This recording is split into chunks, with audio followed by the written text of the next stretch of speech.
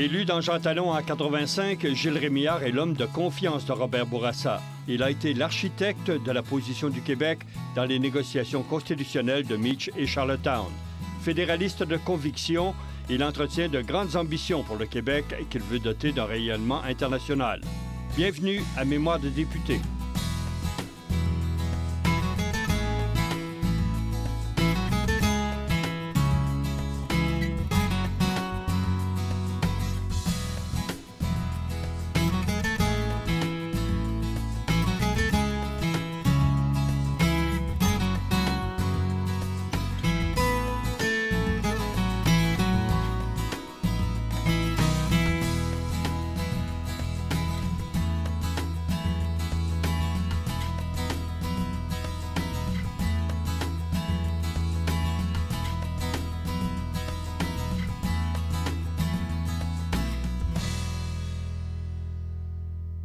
Bonjour, M. Rémillard. Bonjour, M. Morin. Vous avez, à la fin de votre mandat, suggéré au premier ministre de scinder procureur général, ministre de la Justice. Oui. Est-ce qu'il y avait une raison? Oui, il y a une raison. Il y a une raison parce que le ministre de la Justice fait partie du gouvernement. Il est à la table et il parle politique. Mais lorsqu'on parle de poursuivre quelqu'un, de prendre des procédures judiciaires contre quelqu'un, là, on parle de justice. Mais on parle de poursuite. On parle de quelqu'un qui est présumé innocent, que vous allez poursuivre. Et là, à ce titre, vous ne faites pas partie du Conseil des ministres. Alors, ça fait une situation quand même un peu difficile. La même personne porte deux chapeaux. Ministre de la Justice, le politique, procureur général, qui n'est pas politique.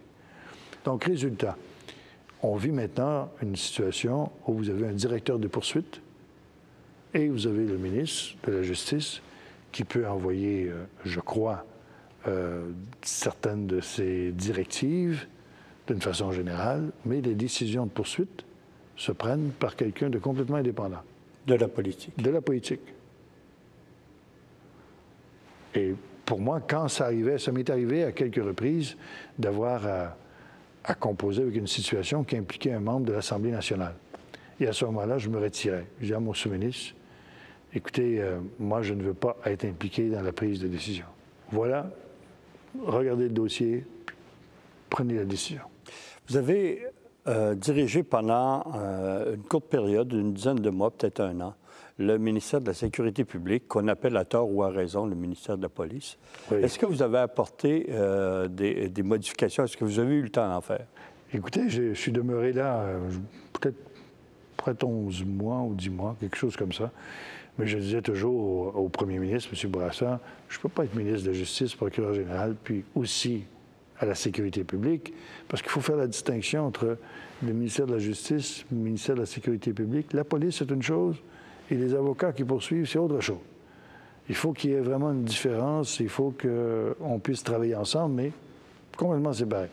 Oui, il me disait, écoute, oui, ça va s'arranger, mais garde ça un petit bout de temps. Alors, pendant le temps que j'étais là, pour moi, ma priorité, c'était la formation des policiers. J'ai voulu essayer de faire en sorte qu'avec nos policiers, qu'on puisse leur permettre, pour ceux qui veulent, de faire jusqu'à des doctorats en sécurité publique. Aux affaires intergouvernementales canadiennes, bon, il y avait le dossier constitutionnel, le principal, mais vous aviez aussi d'autres dossiers, dont les francophones hors Québec. C'est un sujet très important que vous mentionnez, parce que la situation des francophones hors Québec est une situation qui préoccupe tous les Québécois d'une certaine façon, parce qu'on est tous conscients qu'à l'extérieur du Québec, il y a des gens qui vivent dans la même langue que nous partageons et que ce n'était pas facile pour eux. Au moins, nous sommes majoritaires dans notre province. Eux, ils sont minoritaires dans leur province, en plus d'être minoritaires au Canada. Alors, à partir de là, je pense que le Québec doit être là. Moi, ça a toujours été ma position, être là pour soutenir leurs efforts. Alors, il ne s'agit pas de faire un faux colonialisme, là, mais de dire simplement, écoutez, on est là pour collaborer avec vous, faire en sorte que si on peut vous aider, on est là. Bien modestement, on est là. Dans le même ministère, vous avez négocié une entente cadre sur le développement régional. Qu'est-ce qui en est ressorti? Oui, c'était des ententes, c'est des ententes très importantes. les ententes de l'EDER, des ententes de développement économique régional. Pour le gouvernement de Robert Bourassa, c'était un aspect très important des politiques que de donner une importance particulière au développement des régions. Pour ce faire, on avait la collaboration du gouvernement fédéral avec le pouvoir de dépenser, c'est-à-dire ces argents qu'il donne même dans des compétences provinciales pour développer l'économie d'un pays, d'un secteur d'activité. Alors, il y avait une entente que nous avions faite avec le gouvernement fédéral et qui nous permettait de développer des régions en fonction de projets bien précis. Alors, chaque région, on essayait d'identifier, on faisait des sommets économiques. C'était le ministre Côté qui était responsable. Et moi, je travaillais avec l'implication fédérale, provinciale pour mettre tout ça en application. Et on voyait à ce que chaque région puisse bénéficier des fonds nécessaires pour développer des infrastructures, développer une économie, développer une industrie qui lui était propre et qui s'intégrait dans l'ensemble de l'économie québécoise. C'est ça qui est important. Vous avez occupé quelques ministères importants, des dossiers majeurs.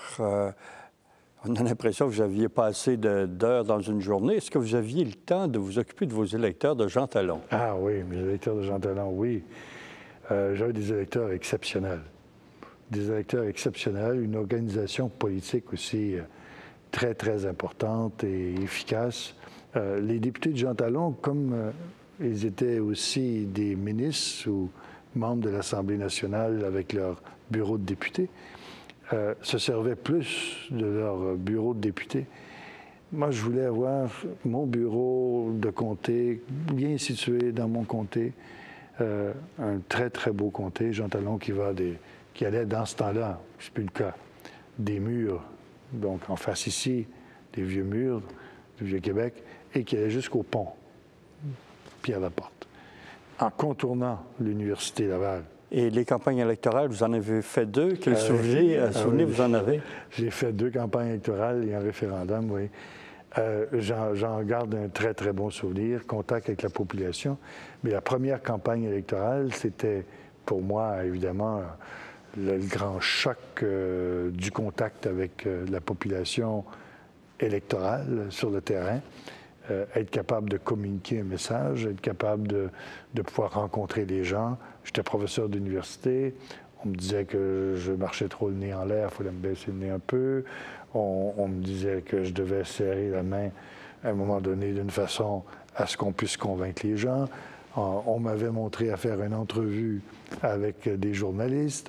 Une campagne électorale, je vais vous dire, c'est une expérience humaine exceptionnelle. Cogner aux portes des gens, tu vois là, je suis Gilles Rémillard, je suis votre candidat dans Jean Talon. Ah oui, très bien. Bon, les gens sont gentils, les gens sont agréables. Mais vous voyez tout de suite, évidemment, s'il y a des gens qui sont un petit peu plus ouverts que d'autres. Si c'est l'appui plus solide que d'autres. Plus solide. Alors maintenant, on dit qu'on fait moins de porte-à-porte, je ne sais pas. Mais moi, il m'avait demandé de faire 5000 portes la première année, première campagne électorale. Mais ça avait été pour moi une superbe expérience. Un contact avec la population exceptionnel.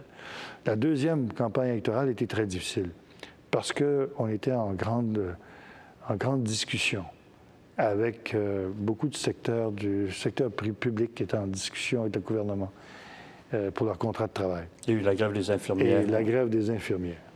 Grève des infirmières, on est tous sympathiques aux infirmières.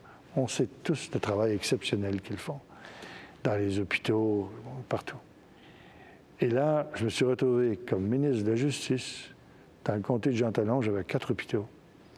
Et j'avais des infirmières qui ne voulaient pas respecter la loi du gouvernement pour les obliger à retourner au travail.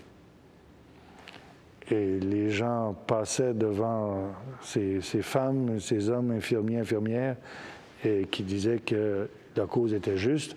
Les gens klaxonnaient. Et moi, je faisais mon porte-à-porte, mais j'étais obligé, comme ministre de la Justice, que les gens qui ne respectaient pas la loi, il fallait qu'ils en subissent les conséquences. Alors, imaginez-vous ma situation, dans mon comté, faisant ma campagne électorale, la grève des infirmières, mes 4 hôpitaux. Alors, j'arrivais toujours où c'était, moi, ma fille est infirmière, ma nièce est infirmière, mon ami est infirmier. Ça a été une campagne très, très difficile. Ma majorité a baissé. Là. Vous avez côtoyé de très près M. Bourassa durant toutes ces années en politique. Étiez-vous un complice, un intime, un confident? Je n'étais pas un intime. Je ne crois pas que je peux dire que j'ai été un confident. Je pense que j'ai été un complice. Parce que pendant toutes ces années, je ne me souviens pas d'un moment où je me suis retrouvé en contradiction avec mon premier ministre. Parfois, là, il fallait ajuster les petites choses, bien évident, mais d'abord, on partageait les mêmes principes, les mêmes convictions.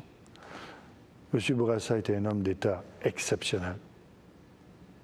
J'ai été privilégié d'être membre de ce gouvernement.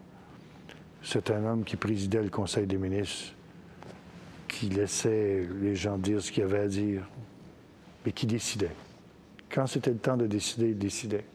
Et pour moi, je me rends compte que c'était un privilège de pouvoir avoir un accès à lui aussi direct, aussi ouvert. C'est un homme qui a consacré sa vie au service public. Et il était très disponible. Et on savait, nous, que comme il se couchait très tard, vers 10h, 10h30 le soir, là, on avait un rapport, on avait un document à remettre. Tac, tac, tac. Avez-vous quelques minutes pour lire ça? Viens-t'en, on va en discuter, on va parler de ça. Toujours très, très ouvert. Très ouvert. Un homme d'État, un homme de conviction, un homme de décision et un grand sens politique. Je me souviens de moments particulièrement sensibles où on se retrouvait sur le toit du bunker et où on pouvait discuter, je dirais, très directement, très franchement, des grands sujets. Et pour moi, ça a toujours été ma référence en politique. Est-ce que vous avez prévenu de son départ? Est-ce que vous avez songé après ça ou discuté avec lui de l'éventualité de le remplacer? Oui.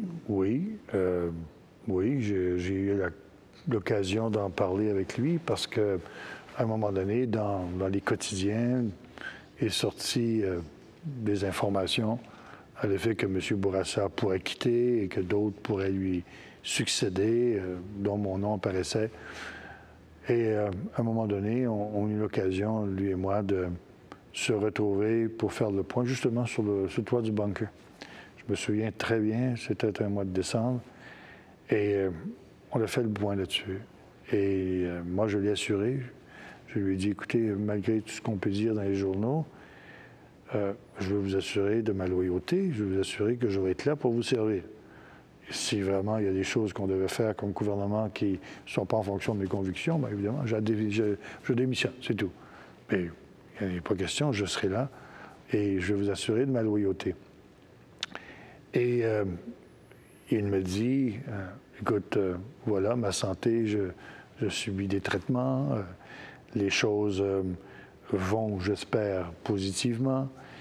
Et je ne prévois pas laisser mon poste dans les prochains mois. Je veux demeurer, tant que je suis capable, je demeurerai Premier ministre. À ce moment-là, vous pouvez compter sur moi, je suis là.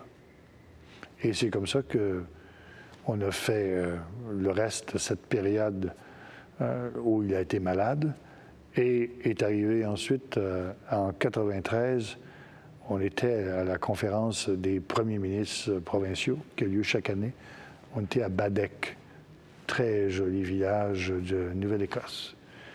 Alors, je suis allé voir M. Bourassa et je lui ai dit, écoutez, moi j'ai pris ma décision, je ne me représente pas.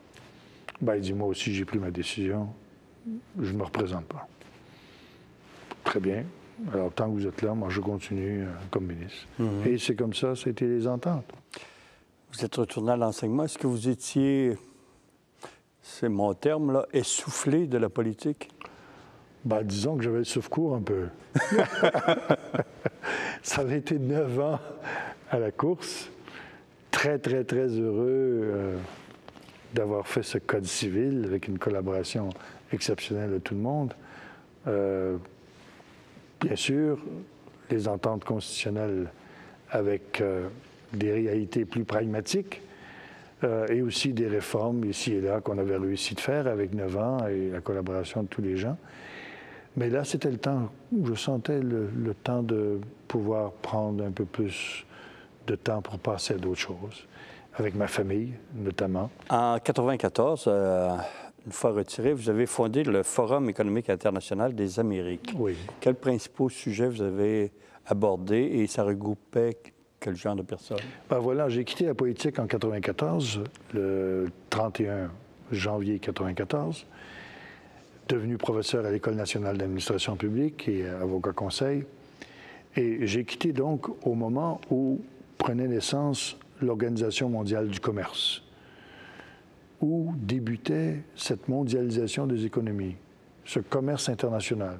Alors moi, dans ce contexte-là, on crée ce Forum économique international des Amériques, la conférence à Montréal, et on réunit les décideurs et les gens d'affaires pour qu'on s'assure qu'on comprend bien ces enjeux, qu'on comprenne bien ce qui se passe et qu'on puisse, comme Québécois, comme Canadiens, prendre les bonnes décisions. Est-ce qu'une conférence comme ça peut aider? Je crois, dans la mesure où il y a ces rencontres qui sont informelles, qui sont ouvertes, qui réunissent non seulement des gens d'affaires, mais aussi des gens de la société civile, des gens de gouvernement, des gens d'organisations internationales. Et ensemble, dans une approche ouverte, on puisse discuter de ces grands enjeux et de dire, voilà, comment les choses sont à évoluer. Alors, il y a Davos, qui est la grande conférence en Suisse, à Davos. Il y a celle de Saint-Pétersbourg, qui est à Saint-Pétersbourg et qui est financée par le gouvernement russe. Et la troisième au monde maintenant, c'est le Forum économique international des Amériques. On est très heureux de ça.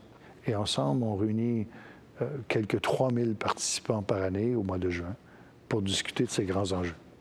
Vous êtes retourné à l'enseignement après la politique. Dans quelle mesure votre expérience politique vous sert dans l'enseignement?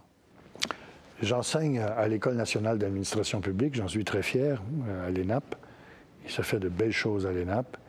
Et parce que j'ai été en politique, j'ai été impliqué directement dans l'évolution de l'action politique, avec tout ce que ça signifie pour les lois, les règlements, la vie administrative et tout ce que ça peut vouloir dire, les relations entre un ministre et un sous-ministre, tout ce que ça peut vouloir dire, les relations entre un premier ministre et un ministre, entre les relations d'un premier ministre d'une province et d'un fédéral, les premiers ministres entre eux. En fait, bref, tout ce contexte-là, je l'ai vécu. J'étais là. Alors, modestement, j'utilise cette expérience pour donner mes cours en droit administratif, en droit international. Alors, ça me permet de donner une perspective concrète, telle que je l'ai vécue, pour les étudiants. Je pense que c'est un plus. Vous avez continué à écrire et à vous intéresser à la politique, entre autres en 2000, sur la loi de la clarté référendaire adoptée par le gouvernement canadien. Vos observations là-dessus? La loi référendaire sur la clarté est une loi que j'ai appuyée parce que ça correspondait directement à la décision de la Cour suprême. Vous savez que la Cour suprême du Canada a rendu une décision sur le Québec, sur le référendum québécois, sur ses impacts au point de vue légal, politique, constitutionnel. En fait, tous les gens ne pouvaient que dire « nous sommes d'accord avec les grands principes de cette décision » parce qu'on sait très bien qu'un référendum, c'est un moyen démocratique exceptionnel pour avoir l'appui, pour avoir le sentiment de la population, mais il faut l'informer correctement. C'est que dans cette loi sur la clarté, il n'y avait que des choses qui permettent de dire, voilà, le peuple québécois s'est exprimé en toute connaissance de cause et en toute démocratie. C'est pour ça que je l'ai appliqué. Il y a eu un référendum en 1995, on connaît le résultat. Est-ce que vous, avec ce que vous aviez vécu et participé comme négociation, vous avez fait un lien entre le résultat de ces négociations-là et le résultat du référendum? Oui, définitivement. Définitivement que le référendum de 1995, qui a été gagné par 45 000 ou quelques voix de différence, c'est pas beaucoup, là. 45 000 voix. C'est vraiment, vraiment pas beaucoup. Alors, c'est le résultat, bien sûr, de la déception. Le résultat de la déception des Québécois face à toutes les négociations constitutionnelles qui ont eu lieu et qui n'ont pas abouti à ce qu'ils auraient aimé avoir comme résultat.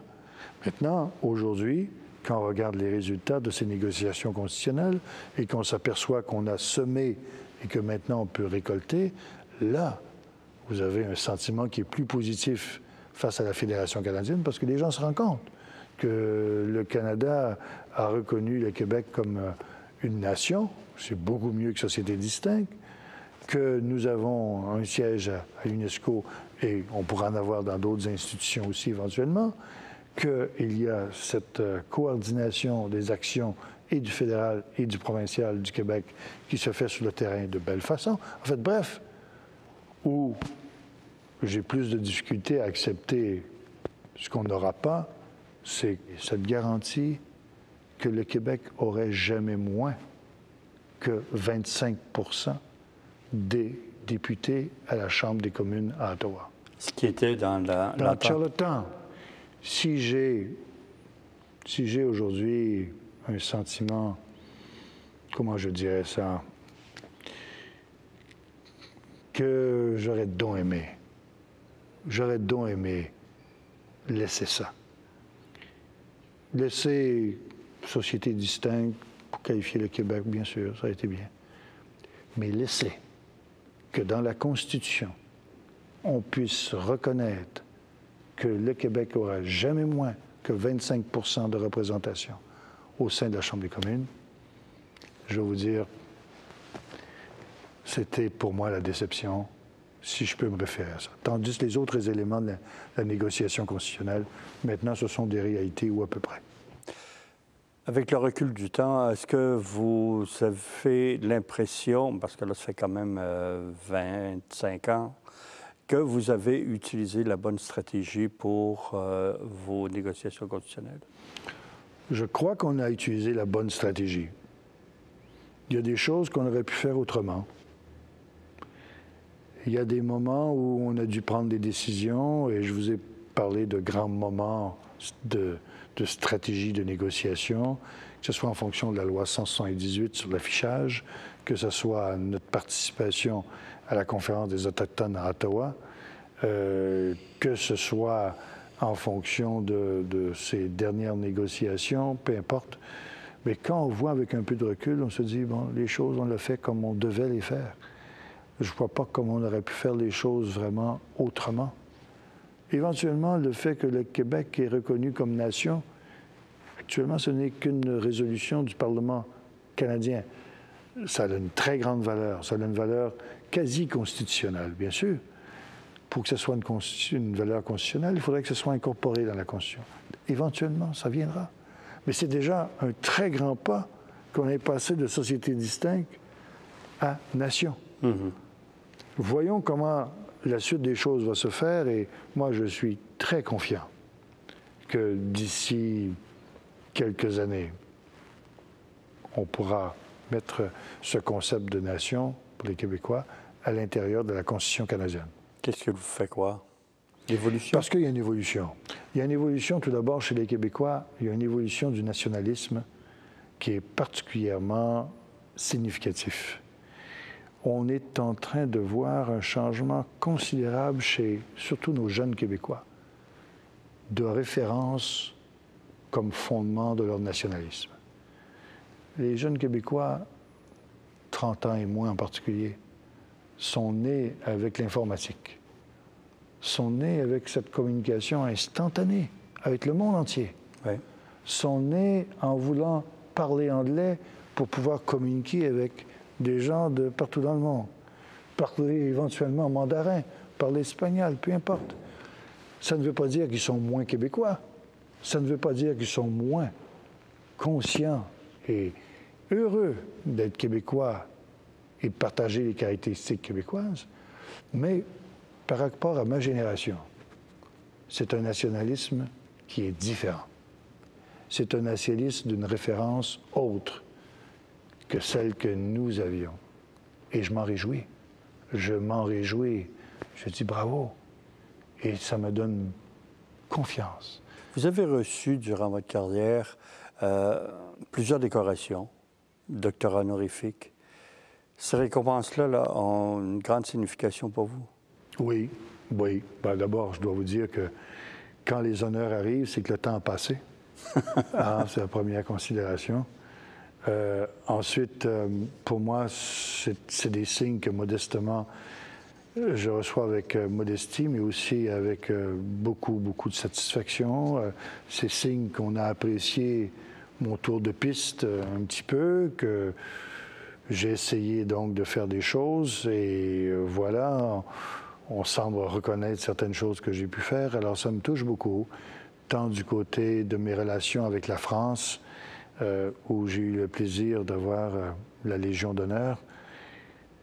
Mais pour moi, cette relation avec la France, c'est une relation d'histoire, de culture, mais aussi une relation d'affaires qui est de plus en plus fructueuse. L'Ordre du Canada, l'Ordre du Québec, c'est aussi des décorations que vous avez eues. Oui, l'Ordre du Québec, j'ai reçu avec beaucoup de fierté. Premier Charest qui m'a donné cet Ordre du Québec, je l'ai reçu avec beaucoup d'humilité aussi, beaucoup de satisfaction. Pour moi, le travail que j'ai fait avec toutes mes convictions comme Québécois, j'ai essayé de le faire pour le bien-être de mes concitoyens. Et cet honneur, je l'apporte avec beaucoup de fierté. L'Ordre du Canada, j'ai reçu donc l'Ordre du Canada par le Premier ministre Chrétien et j'ai beaucoup de plaisir à porter l'Ordre national canadien. Je crois que comme Canadien, comme Québécois, je me promène dans le monde entier. Et j'ai une grande fierté de dire que je suis Québécois, grande fierté de dire que je suis Canadien. Quelle réflexion, quel bilan faites-vous de vos années en politique? 2 mandats, mais 2 mandats, pardon, assez bien remplis. 2 mandats bien remplis, 2 mandats très actifs, 2 mandats à servir un gouvernement, un premier ministre que je considère qui a été remarquable. 2 mandats qui m'ont permis d'exprimer mes convictions, qui m'ont permis comme être humain aussi d'avoir la satisfaction de côtoyer des gens exceptionnels dans mon bureau de comté. Comme député, j'ai eu la chance de travailler sur le terrain avec des gens, d'apporter une petite contribution. Parfois, vous avez des gens qui viennent vous voir dans votre comté. Ils ont un problème, là. Ils ont un problème. Puis vous pouvez les aider. Vous pouvez les aider, vous pouvez régler leurs problèmes. Bon Dieu, la satisfaction que vous avez là, c'est une satisfaction qui fait que la politique est la politique. Et vraiment, la politique, c'est ça, c'est servir. Quelqu'un qui va en politique pour d'autres choses va être très déçu. Très déçu. Et moi, j'ai pu le faire dans des conditions exceptionnelles. J'étais un privilégié de la politique. J'étais un privilégié de la politique. Je me suis retiré après 9 ans et je me suis dit, oh, merci de m'avoir permis d'avoir cette expérience humaine. Merci, M. Rémillard.